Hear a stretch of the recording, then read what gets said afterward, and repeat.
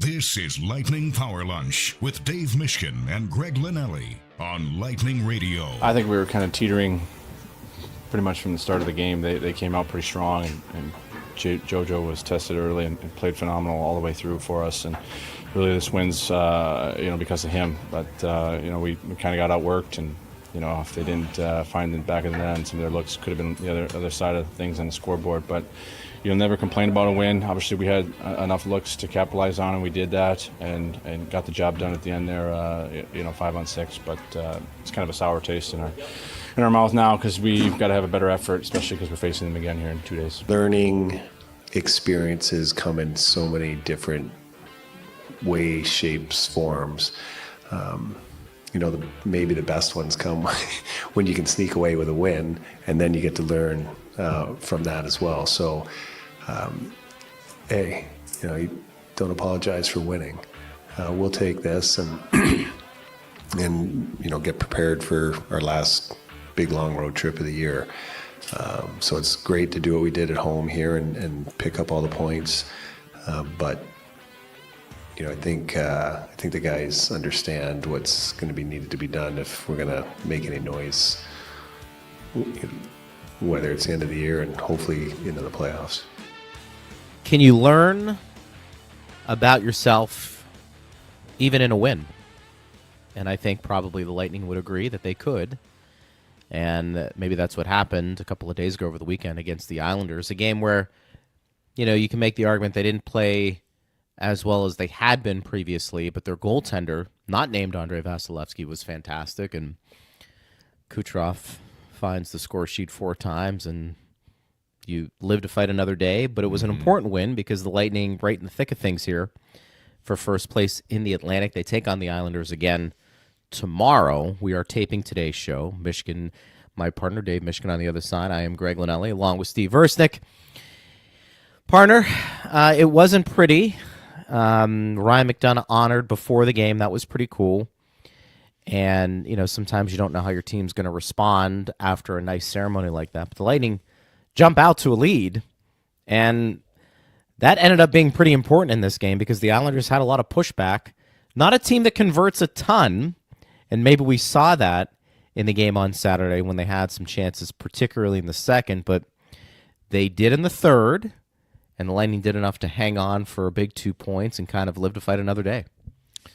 Yeah, I was wondering after that game ended if the narrative from Coop and the players was going to be mostly about the third period, like right up 4, we had the game in hand, we almost let it slip away, that can't happen, and frankly, I'm glad that that's not the narrative. I mean, we heard from McDonough and Coop basically saying this was an all-game thing.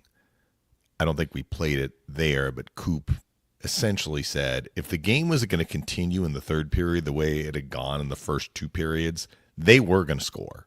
Right.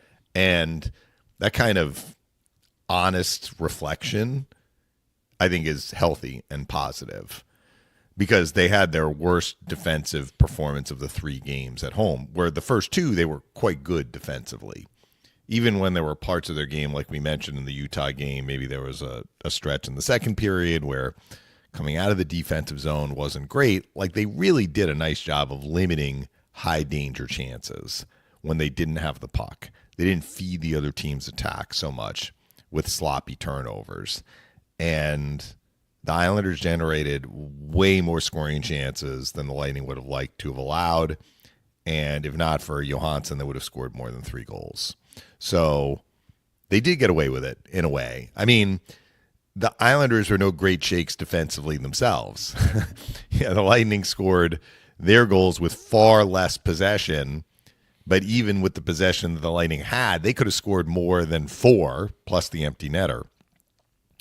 So what does this mean for Tuesday's game? I mean, we can kind of get into that as we get into tomorrow, and the Lightning will have a morning skate on Long Island. But if you were to ask me, are you surprised that the game unfolded this way? I would say I'm not surprised. Maybe a little disappointed because you'd like to see the Lightning play much better defensively every game. But what happened on Saturday was kind of what I was wondering we might see on Thursday, which is a Utah team desperate for points, playing with high urgency and, frankly, more urgency than the Lightning, because the Lightning don't have as much at stake, which is kind of what played out when the Lightning and Utah played in Salt Lake City.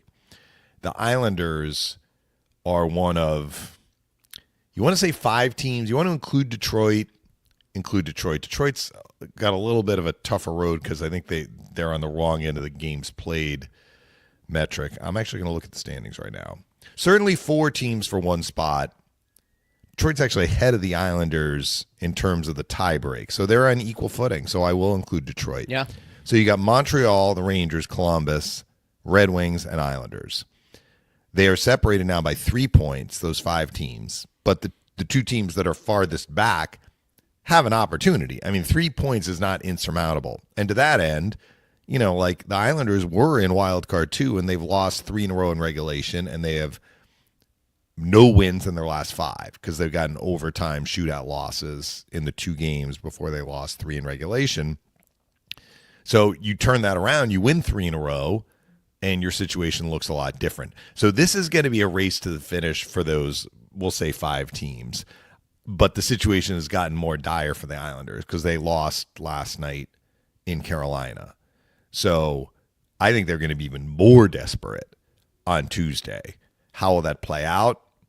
Maybe the losing starts to become contagious. They've started hemorrhaging goals against, honestly. I mean, they gave up 5 to Vancouver in a regulation loss. They gave up 4 + 1, an empty netter, to the Lightning in a regulation loss. They gave up 6 to Carolina. We talk about the Islanders being maybe a little offensively challenged, and I think that the stats bear that out, that they do well kind of winning close games in regulation. They get games to overtime, but they do it kind of with Sorokin and defending pretty well, and that has gone away in the last few games. But they've scored. I mean, they've scored 7 goals in the last 2 games, and they got 0 points out of it. So that's got to be disappointing for them. Going back to Saturday's game, though, the Islanders, simply put, the Islanders played at a higher urgency level, higher compete level, higher desperation level, however you want to frame it. They were at a higher level than the Lightning.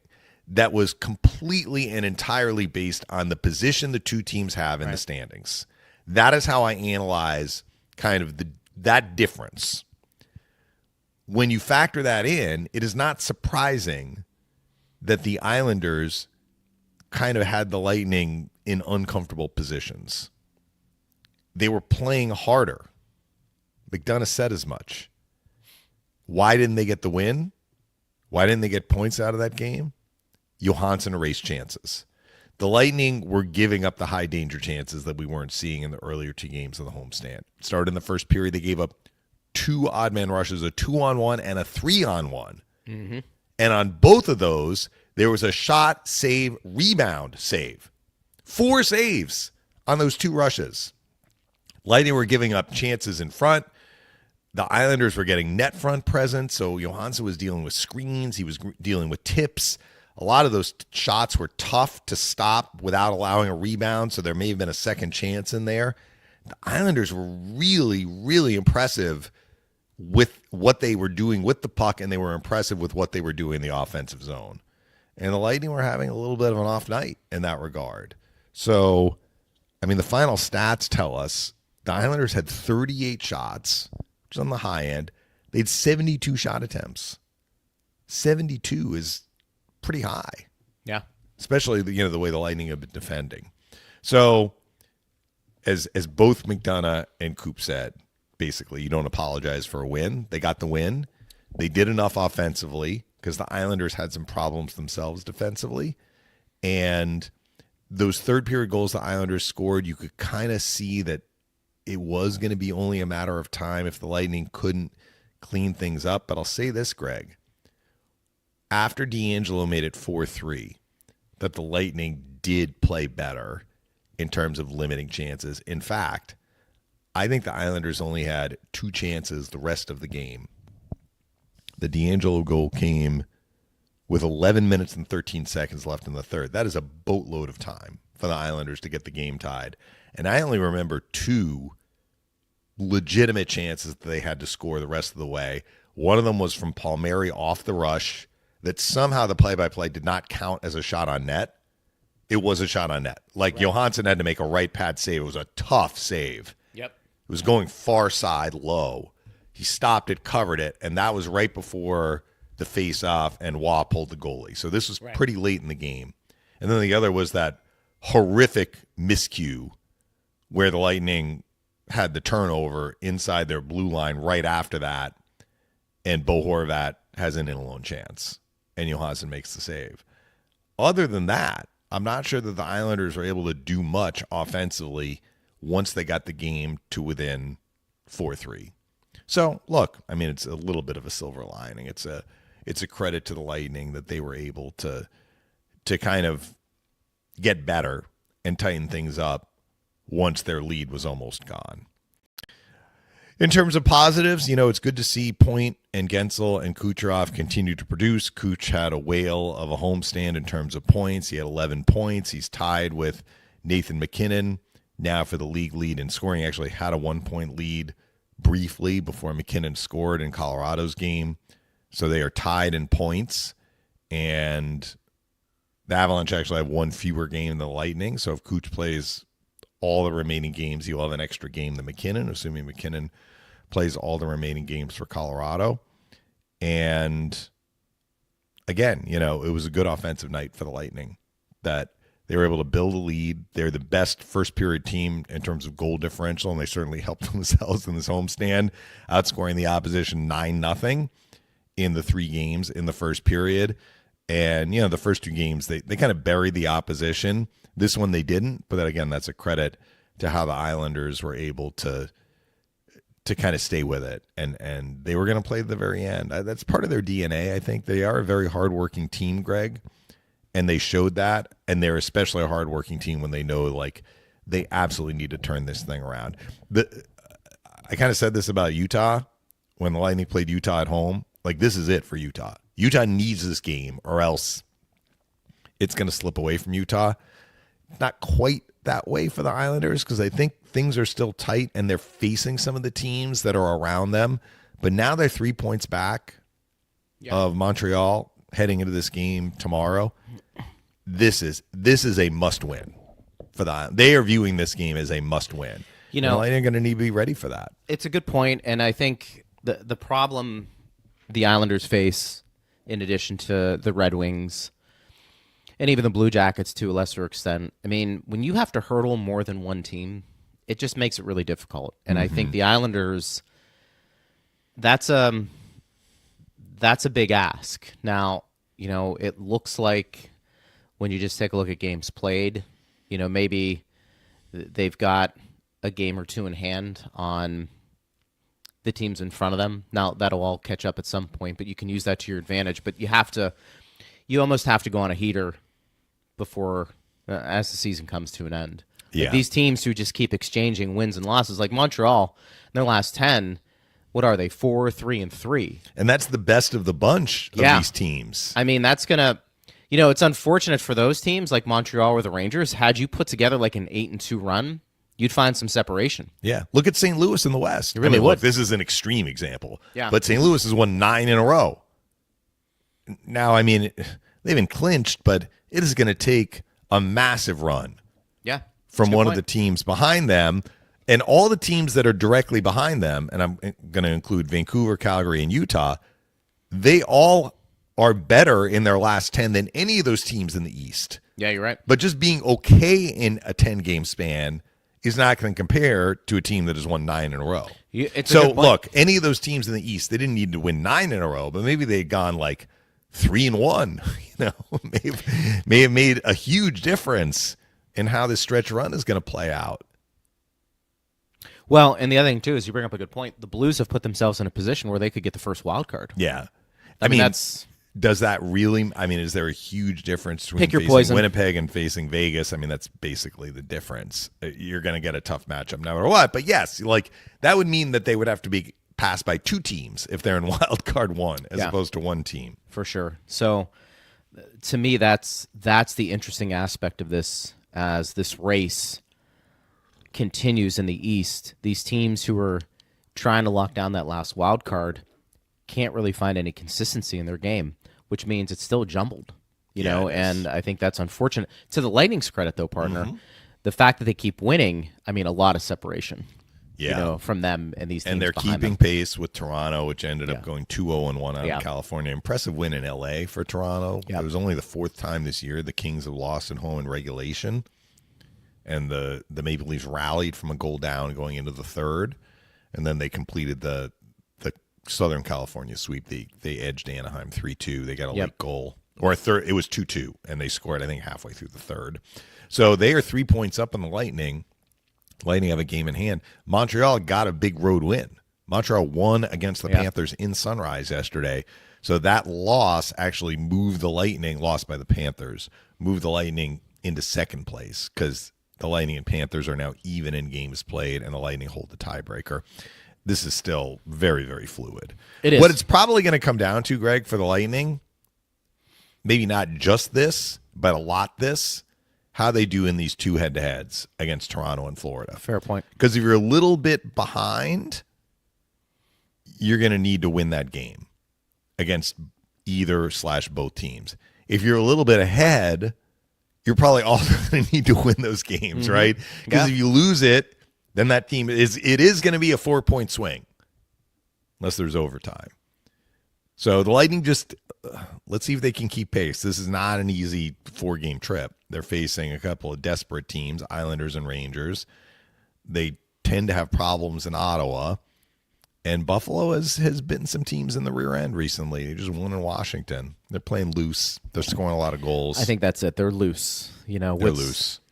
They should be used. I mean, Washington's kind of loose too. They're Sure. looking to get Ovi the record before the regular season ends. But Panthers and Maple Leafs partner on Wednesday. Yeah, the Lightning so that's and the Islanders other Tuesday. part.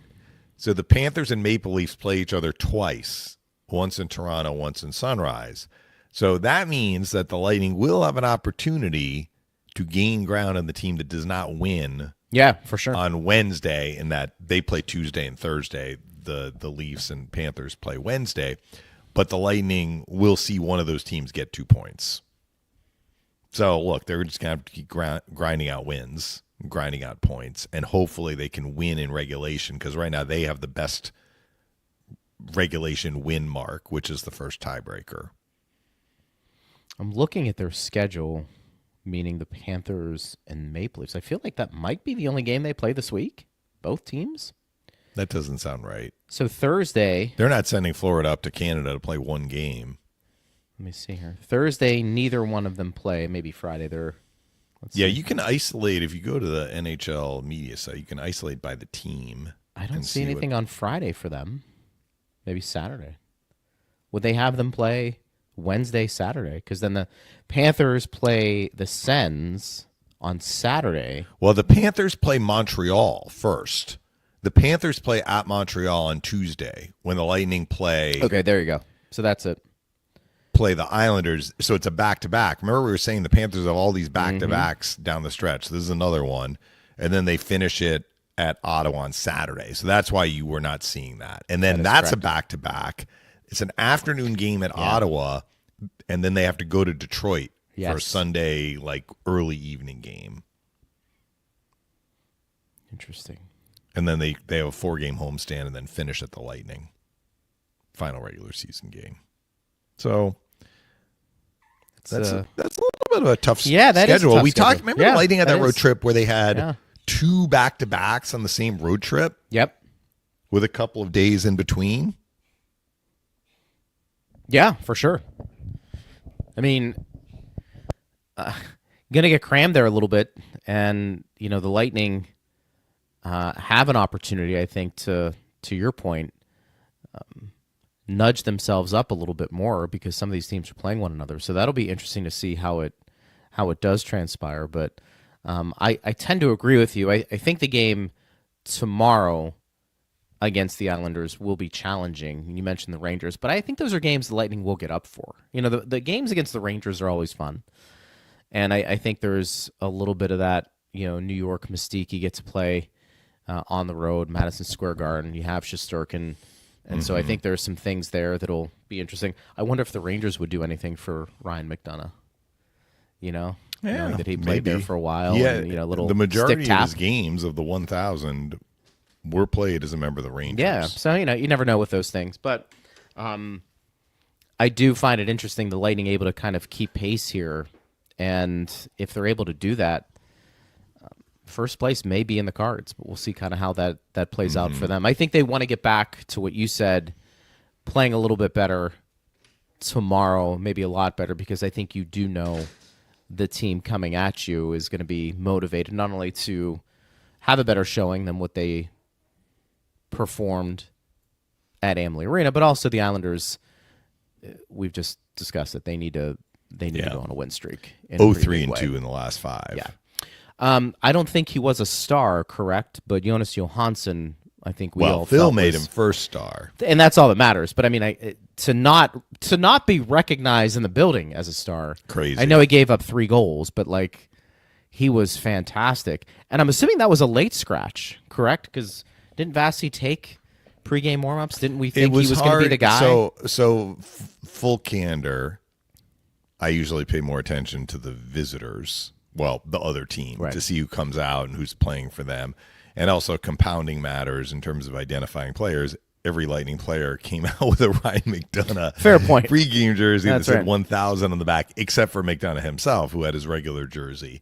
So it is possible that Johansson was always slated to start. There was no morning skate. And we had that question last week from a fan, how many games is Johansson going to get in the last 10? Yeah. And remember, he took a leave of absence, so he hadn't played in a game since the Lightning had that shootout loss in Philadelphia. What was that, March 11th, March 12th, something like that? So it'd been a little while, so they gave him a game. And I think he's probably going to get a game on this road trip. I think he gets one more. Yeah, and maybe another one after that, because the Lightning will have the final 5 after they finish this road trip. So I don't think that there was an injury situation to Vasilevsky. The team, we are pre-taping. The team is practicing after we are going to be off the air, but this will become more clear. But he was outstanding. He was outstanding. And For he a really, guy who I hadn't mean, played in the game in several weeks. Terrific performance. I should say several weeks. A couple of weeks he hadn't played in a game. You look at his numbers this year, and I maybe it's stating the obvious. To me, it speaks to how good Vasi's been this year. Because it doesn't feel like Johansson's played a ton. He's played in 16 games. He started 15. And like we always talk about that management, that load management with Vasi as he gets a little bit older. And I don't know if publicly they've talked about what that sweet spot is for him now. I think some of us have ventured to say, a guy like Vasi now is at 55 to 60 games, is your number one goaltender. Are you really trying to preserve them as they get a little bit older, particularly for teams who think you're going to be, having a long run in the playoffs? But I mean, Dave, the Vasi numbers jump out at you. You have to really look at this. 2.18 goals against and a 920 save percentage. If Connor Hellebuck was not having the kind of year that Hellebuck is having, I think Hellebuck's going to win the Vezina. He's going to lead in every statistical category in all likelihood, maybe with the exception of shutouts. Vasi's just one behind him. So Vasi records a couple. If that happens down the stretch, Vasi might finish with more. But all of the other numbers, as good as Vasi has been this year, Hellebuck's numbers are better. He's going to win the Vezina. But if not for Hellebuck's season, Vasi might have won the Vezina. I'm presuming he's not going to win it, but he's going to be a finalist for sure. If he's not a finalist, the voters have gotten something wrong. And this is voted on by the GMs. GMs usually are pretty good about picking the goalies. So, he's having a great year. It just speaks to the team in front of him has been better in terms of limiting chances than they were last year. He's also healthy in that he's not recovering from a surgery during the season. But there's nothing taking away from the work he has done. No, he's been incredible. And like I said, it's really when you take a look at the Lightning's numbers at the goaltender position, maybe I'm a little surprised at it feels like how much more he's played than Johansson, but maybe I shouldn't. I don't know, because there's been a lot of talk about, again, load management and making sure that he's fresh. He plays in that 60 to 65 range. The Lightning have not had a lot of back-to-backs. I mean, they're usually, for sure, they're double digits, and usually they're low teens. And I think that's what the case was this year. Maybe, well, not even teens. Maybe they were at 12, so just below the teens. They're usually not up in that 16, 17, 18 range, which, I mean, the league, I think, does do this correctly. Like the teams that get like 18 back-to-backs are like the Devils, right? Because their travel is so close. They can do a like at Philly, home the next day. And it's not a rigorous travel situation, even though, look, there is a disadvantage to having that many back-to-backs. The Lightning are usually in the low double digits. But when you're in the low double digits, that means that if Vazzy's not starting both, and he just had the one instance right before the Four Nations when he did that, that means that the other guy is getting a start, but there's no guarantee that he's going to get other starts, right? If they aren't back-to-backs. The Lightning do work Johansson in, as you alluded to. Like, he has played more. He has started more than just the second half of the back-to-backs, and there have been some where, you know, he was out. Right, he had the leave of absence in the Utah-Vegas back-to-back. He was injured when Vasi played both at Detroit and Montreal. So he's gotten some starts that have not been in back-to-back situations. But for the Lightning, a team that has on the lower side of back-to-backs relative to other teams, and a guy who plays a lot, and you had the Four Nations in here this year where Vasi got the 2 weeks off, I can't say I'm shocked that, you know, his games played is where it's at. Vasilevsky's. You know, when you look at the goaltenders right now, and you mentioned Hellebuck and Vasi, basically 1-2 in everything, what's interesting about the save percentage, he and Vasi are the only ones that have a .920 or above save percentage, which I find that interesting. You know, we talk about how the talent has been upgraded this year, and maybe some of those numbers are decreasing a bit when you talk about goals allowed and save percentage now. But Vasi and Hellebuck, I feel like, at least this season, have continued to be above the line in just about every statistical category, even when the league partner is going through a lot of talents, probably more depth, and maybe more scoring if that is playing out. Their numbers continue to be right there. And it's not a surprise. Hellebuck, Vasi, and Ottinger, kind of 1, 2, 3 in a lot of these things, and I think be hard-pressed to say those aren't collectively three of the best goaltenders on anybody's ballots right now. I mean, their games played is identical. Yeah. Hellebuck and Vasilevsky have both played 57 games. So this next stat shouldn't be shocking, but it's still interesting to see their time on ice, their actual time on ice. They are separated by 1 minute and 32 seconds. That's it.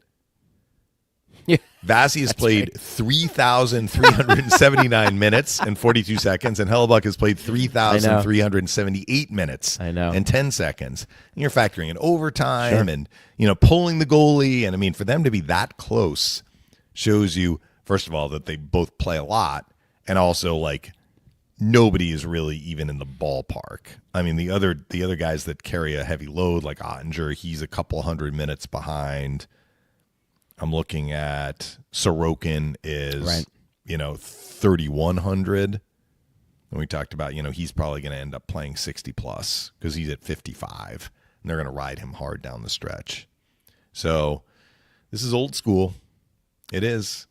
But, you know, the Winnipeg Jets, they've been in a comfortable playoff position basically all year. Like, they got off to a great start, and nobody was going to catch them for a playoff spot. Now, it was unclear if they were going to finish first or get the President's Trophy, but it's not like they're like, well, we need load management with Connor Hellebuck. Like, he's their guy.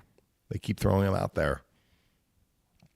It's also interesting looking at some other statistics.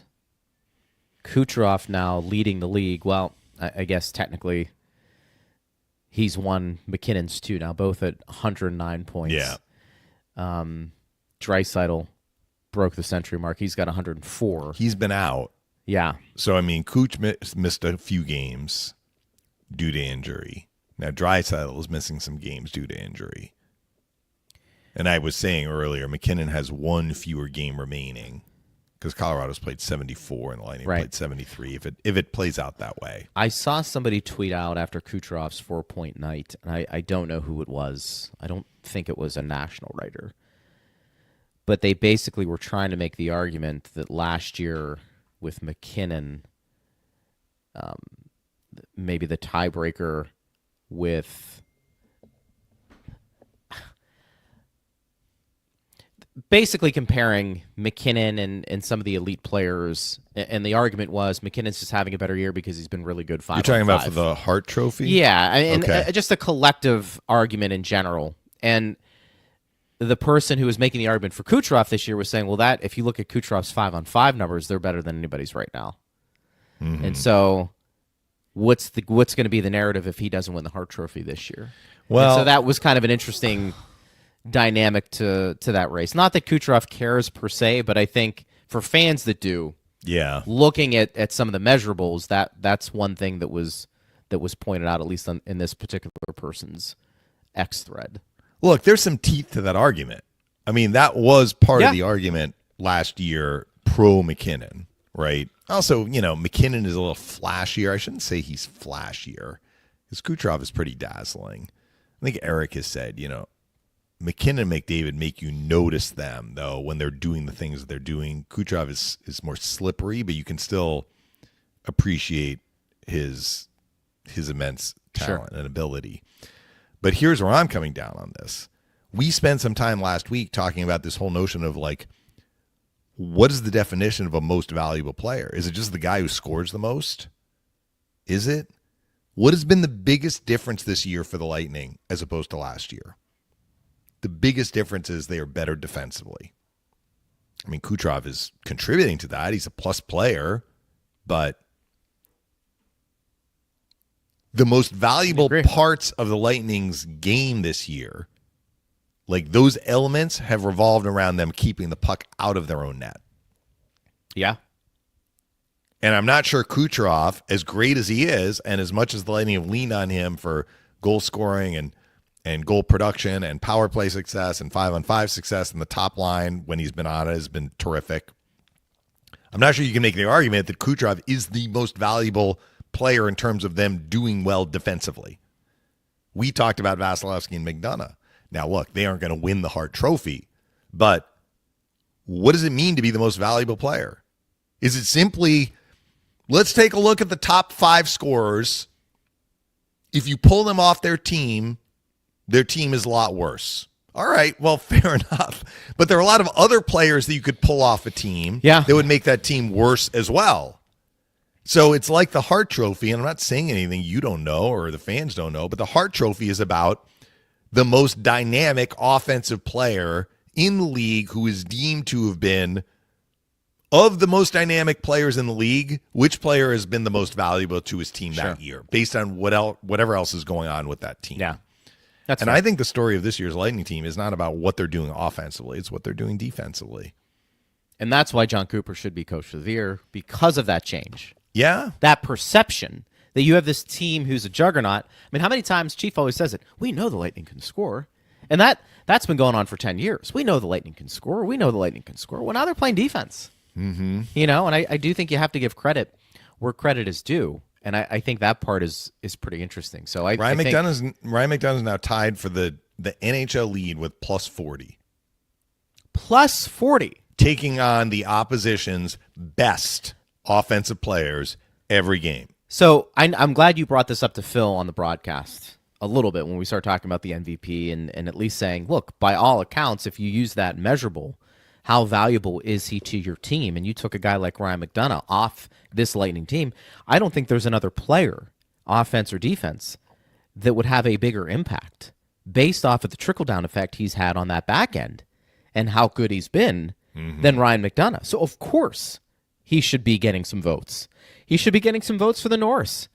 He doesn't have to win it, but I would like for people to break through this shell that we've been in, where it is really just about offense for all of these categories. Because you're right.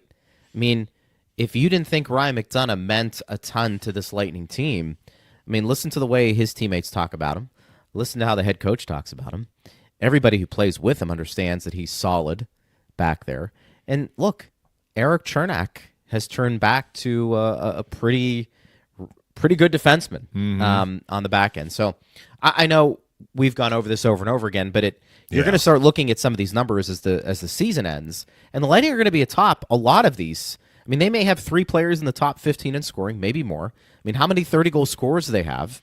Cirelli, could jump into that equation, which I think would be just a phenomenal feat when you start talking about where this team is offensively. So I think that's the fun part when your team wins. You pile up a lot of numbers. You look at some stats. You're going to have some crazy plus minuses.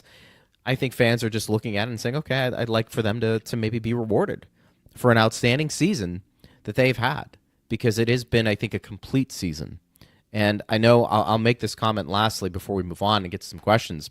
The year they had the record-setting regular season partner, it's been widely talked about, where they were swept in the first round, and maybe that was what was needed to jumpstart this franchise and get back to where they were defensively and win some cups. But that year, by all accounts, everybody was praising it because obviously it was record-setting.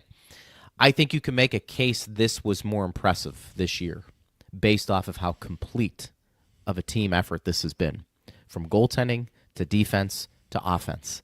And probably feeling more comfortable that a team like this, compared to the one that was swept in the first round, even before those playoffs started, you feel very good that this is a team who could be really tough out in the playoffs and can make a deep run because they're solid basically in every phase. Every phase. I will be curious if Ryan McDonough appears on anyone's ballot. It doesn't have to be. It can be 5th. You get 5 slots. You rank them 1 through 5. Ryan McDonough should. I don't get a vote on this one, folks.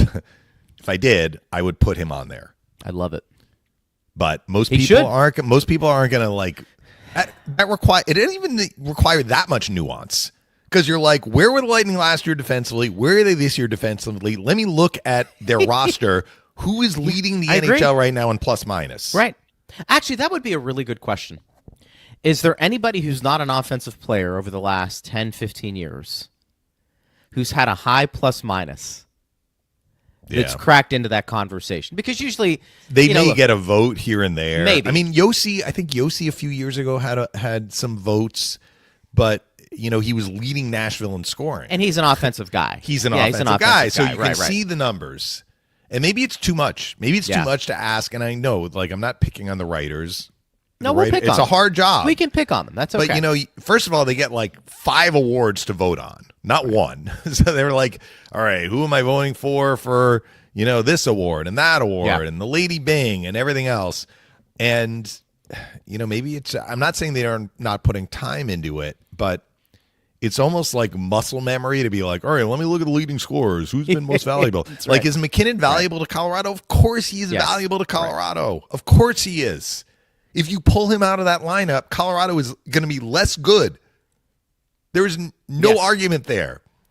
But is he the most valuable? What has McKinnon done for Colorado? If this is the award, and it's not just the player of the best year, right?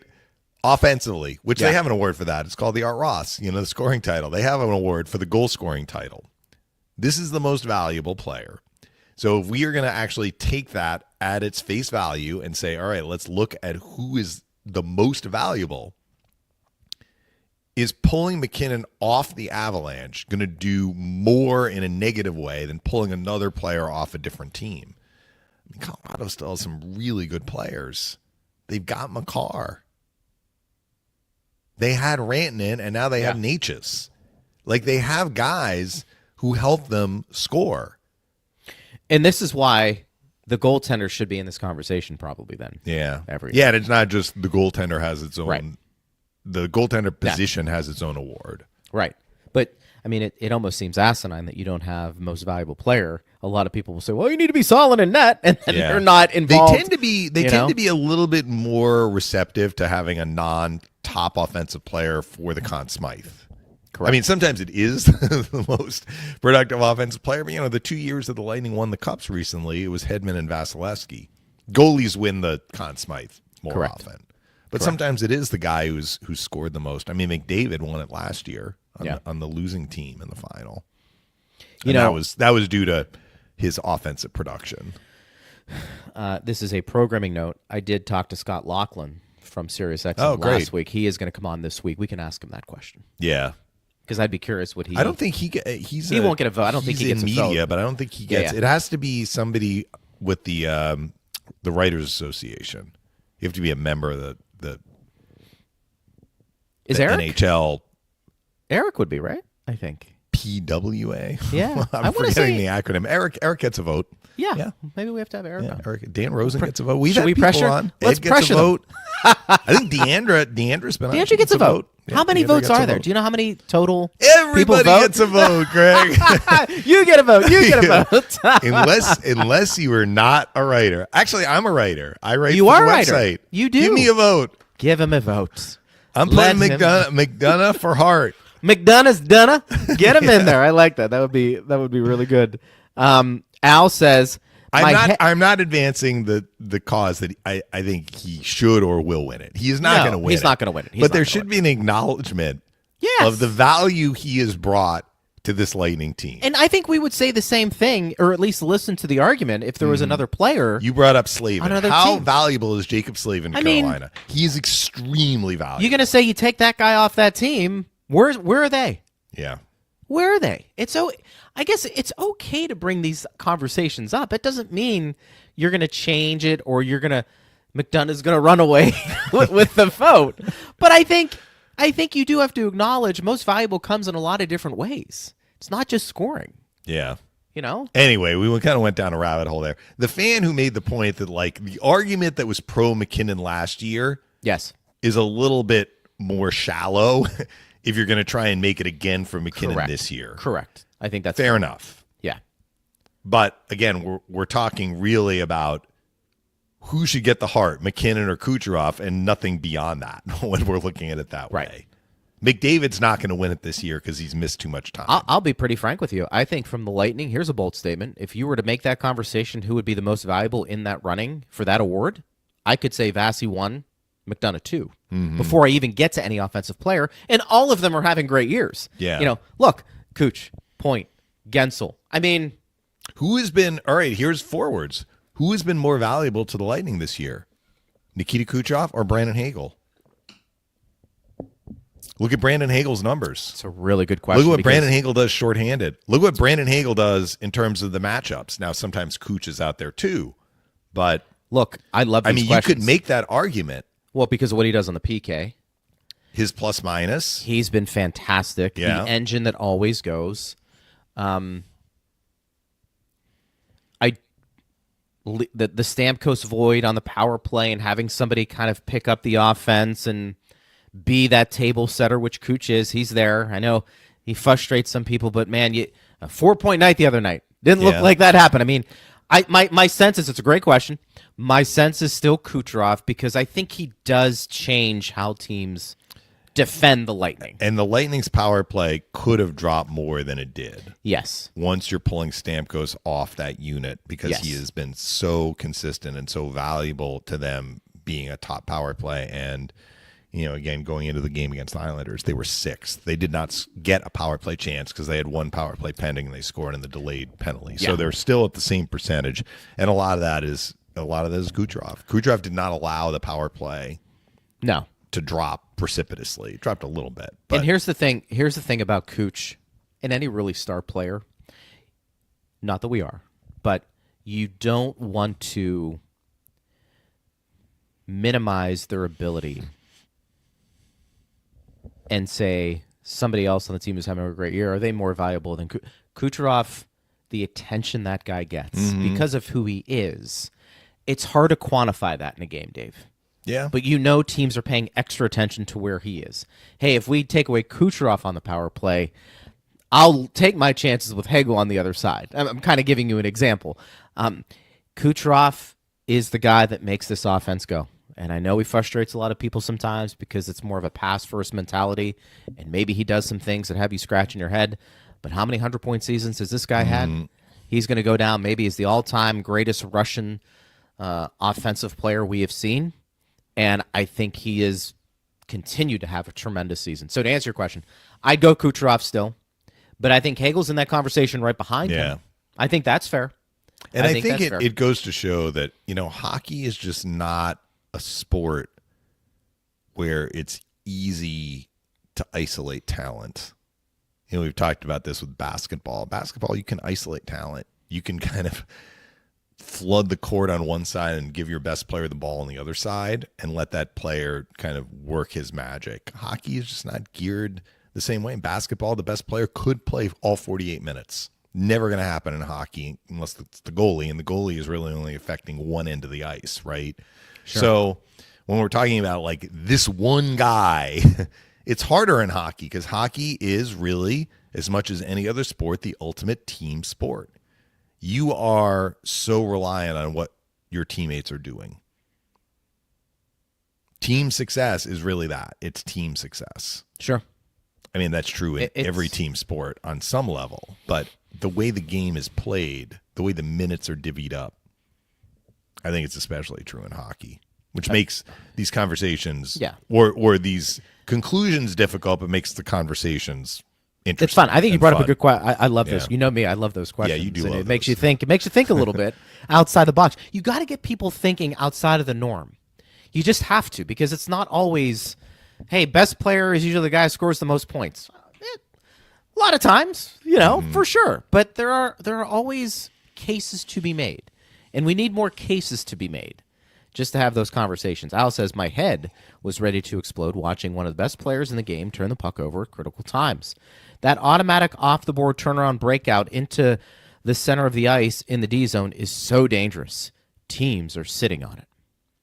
Yeah, well, he's referring to Kucherov, and Al, you weren't the only one whose head was about to explode. I think Phil, that was as close as Phil has gotten to absolutely losing it on the air. And we've been working together for a while. 23 years, okay? I cannot remember. He was so frustrated, He gets worked up. Yeah. He was beside himself. Now, the one that Al is referring to happened, I think, in the second period where Kucherov, and it's usually lower in the zone, but he gets the puck along the boards. He's a lefty on the right side of the ice. So unless he's going to play it off his backhand, he does have to turn to play it on his forehand, but he does like to go cross ice across the middle. And the one I remember, which is maybe the one Al is referring to, got intercepted. The two at the end of the game, though, those are the ones that got Phil's goad. So the first was right after that save that Johansson made on Palmieri. Islanders pull the goalie, offensive zone face-off, 6-on-5, and we saw like they are the number one face-off team in the NHL for a reason. They have two guys that are just really hard to beat, and I know that. Like Palmieri's numbers at the end of the game Pajot's numbers at the end of the game were better than Horvat's, but I feel Horvat won a lot of important face-offs. Yeah, actually, I have the numbers. That's a good face-off team, as you pointed out throughout. So Horvat, that's what I'm saying. Yeah. Where's Horvat? Horvat went 9-8. I feel like his 9 face-off wins were more significant than the 8 losses, just based on when they happened. And Pajot went 16-5. So Pajot took that face-off. He wins it. Puck to the point. Hagel blocks the shot, gets the puck. Probably could have just chipped it out. That would have been the safest play, but taking away the opportunity to score an empty net goal, and you're probably giving it back to the Islanders. Passes it to Kucherov, and he leaves the zone. He's maybe thinking, maybe I get it back, skate to the red line. I can shoot at the empty net. Even if it doesn't go in, it's not icing. Kucherov tried to pass to Chernak. Chernak is not expecting the puck to come to him there. He's going backwards. And it gets intercepted. And because the Lightning are in the process of like either leaving the zone or they're up in the zone because they've turned the puck over, there's nobody back defending by the net. Horvat's wide open. Islanders get him the puck. It was Johansson's biggest save of the game. It saved the 4-3 lead. I mean, Horvat, there wasn't anyone within 10 feet of him. Not only did Johansson make the save, he covered. So Phil was pretty upset about that. And that was still with like 2 minutes left. Sure. So we have another face-off, and eventually the Lightning get the puck. They move it down the ice. Kucherov has it. He skates into the offensive zone. From the right side, he cuts to the middle. The net is open. And he tried to pass it to Hagel at the bottom of the circle, and it missed. So the puck went into the corner, and the Islanders escaped. Like, the empty net goal wasn't scored. I mean, I don't know how much the guy in front of Kucherov could have prevented him from shooting it in, but it looked like he had a chance to score that goal. And Phil was, I mean, he was absolutely beside himself because then the Islanders brought it back down the ice. Now, as I said, they didn't really get another chance after the Horvat opportunity, but that happened with like a minute and change left. You know, it's one thing if you're trying for that pass with 5 seconds left. If it misses, the game is basically over. And then at the end, with 14 seconds left, Kucherov passes to Gensel and he scores the empty netter. So it was a harrowing final couple of minutes. For sure. You know, a lot of people ask that question, like, isn't Kucherov seeing the danger in that pass? Doesn't he understand the time and place for those things? And I happen to be one who believes that I think if the stakes are higher, that's a playoff game, I think he's a little less risky. Yeah. I just think, though, that is part of his DNA. He knew, too. He was ticked after both because he then later in that sequence negated an icing. He barreled down the ice. I think and there's a time and place for it. I think in the regular season, it probably doesn't surprise me that he's going to try those opportunities more times than not. I do think playoff games and maybe even late in the regular season when there's more on the line, I do think you'll see him reined in a bit. But look, this is the good and, if you even want to call it, the bad with Kucherov. You're going to get some of these plays. Does he overpass too? Yeah, sure. I think Phil thinks Kucherov should be a 50-goal scorer every year. Yeah. Kucherov is the sort of player who will not always make the high percentage play. Correct. But because he's able to execute the low percentage play, I mean, he gets the rope. He does. He's earned it. He's earned that rope. And it's because he's supremely confident in his abilities. Yeah. You know, people ask, and look, a lot of time Russian players are like this. Extremely skilled, the Russian players. And they do things that, you know, sometimes scratching your head saying, wow.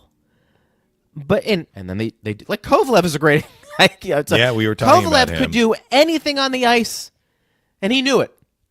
And that 10% pass that was probably the only chance for it to make it over cross ice was there was a 10% chance it was he'd make that pass still.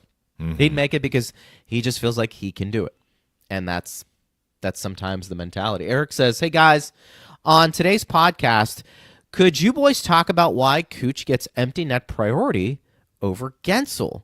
It seems Gensel is a net positive when you combine defense and offensive ability versus Kucherov's defensive indifference and preoccupation with passing.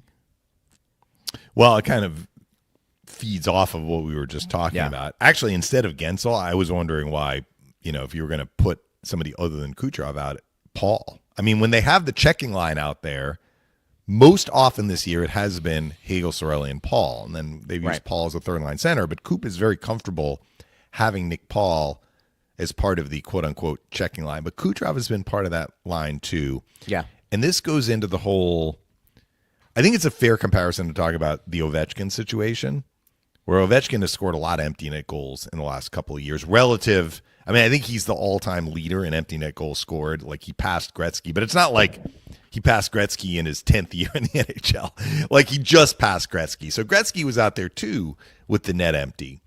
Ovechkin is never going to get confused with a Selke Trophy winner. But somebody once made this point to me, and I think there's some teeth to it. Like, I think there's some validity to it. They sniff that empty net.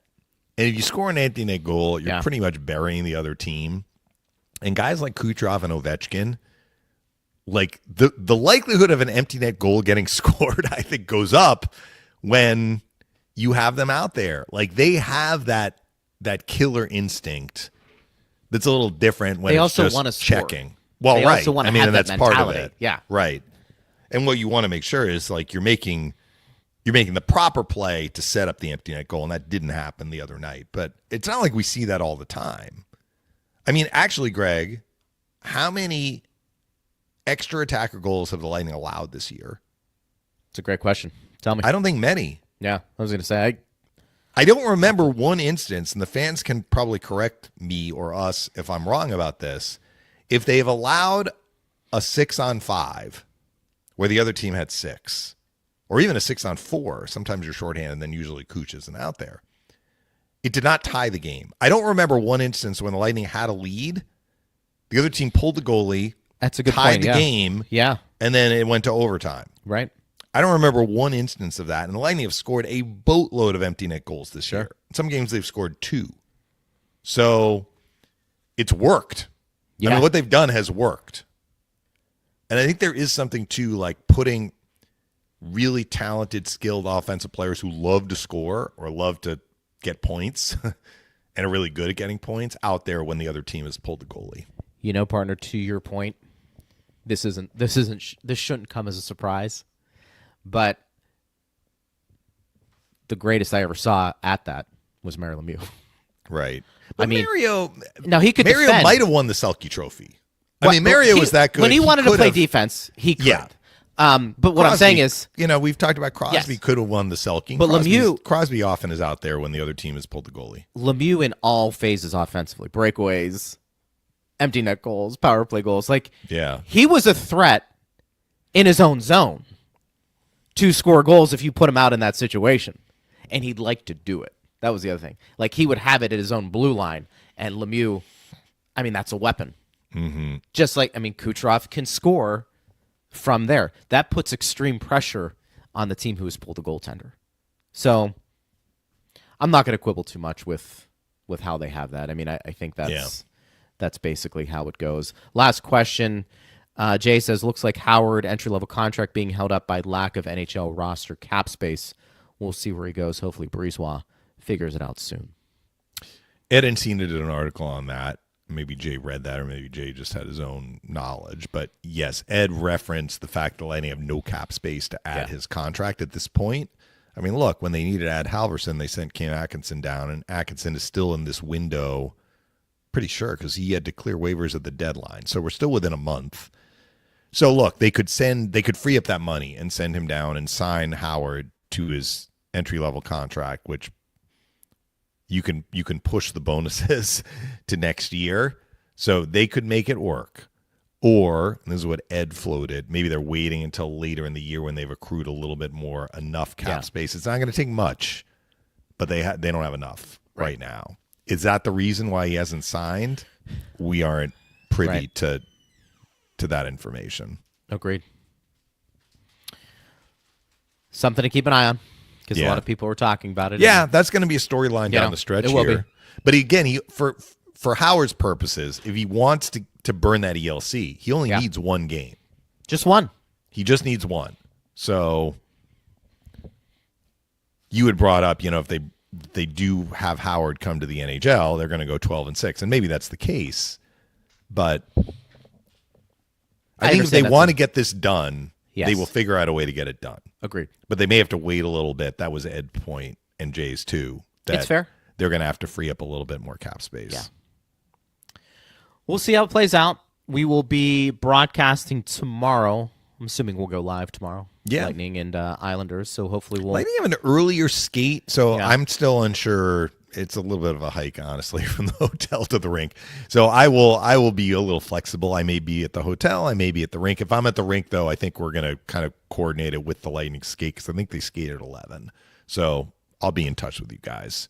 Okay. We'll either be live or close to live. Wonderful. That's what we'll do. Partner, great job as always. Yeah. Safe travels. Good to see you. Yep. And we will talk to you tomorrow. And everybody get those questions in at Bolts Radio if you want to get in touch with us. Thanks to Steve Ersnick and all of you for listening. I'm Greg Linnelli. You've been listening to Power Lunch on Lightning Radio.